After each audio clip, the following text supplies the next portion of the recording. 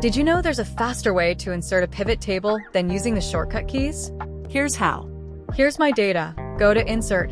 Click Recommended Pivot Tables. You might find the exact pivot table you need right here. If not, you might find something similar.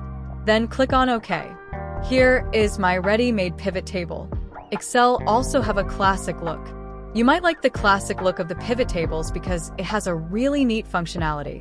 Right mouse click on your pivot table. Go to Pivot Table Options. Display, place a check mark for classic pivot table layout. This is going to enable dragging and dropping of fields.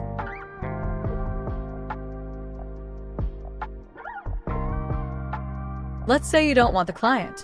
Now notice there is this border around it. It means the classic layout is enabled. I'm going to click on this cell and drag it outside the pivot table. It's gone. I want to add client to the pivot table. I'm going to select it or drag it and drop it in the values field. Let's say I want to add state as well. Select it and drop it to where you want it. Okay, so that's my pivot table tip for you.